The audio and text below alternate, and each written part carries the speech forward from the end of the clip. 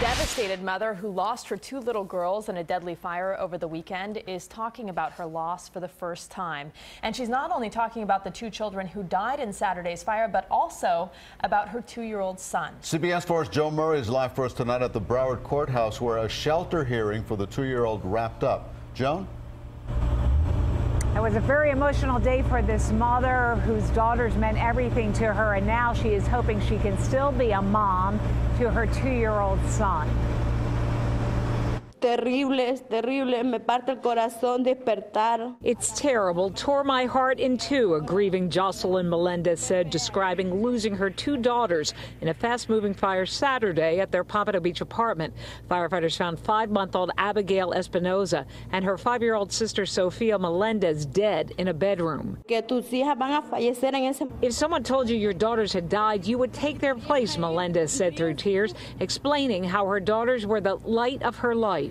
On Saturday, Melendez had gone to her roofing job, leaving what we've learned now was her 17-year-old sister to babysit the kids. The sister, who moved here from Honduras, took Melendez's 2-year-old son to get milk, leaving the two girls alone in the apartment. Melendez was in court Tuesday with the father of the deceased 5-month-old and the 2-year-old boy, who is now in foster care. The judge said both parents can have supervised visits. This is his child. He doesn't want his child to go up for adoption, and he doesn't want to lose his child. He wants his child back, and he wants the services and the possibility to be able to get his child back, especially if it turns out to be a horrible accident that nobody could have anticipated. What we understand is that it was an electrical fire from the hot water heater, and there was some faulty wiring. These are two good parents, and they're here to make a life for themselves in the United States, just like every other immigrant. There's been no official word on the cause of the deadly fire, and the Broward Sheriff's Office investigation into how and why it happened is ongoing. And now they want to take my son away, Melendez said. I'm not a bad mother.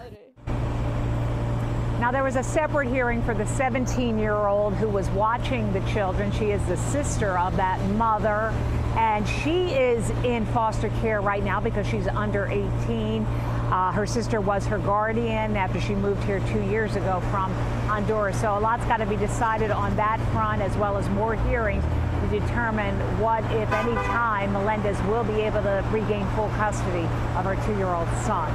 In Fort Lauderdale tonight, Joan Murray, CBS 4 News.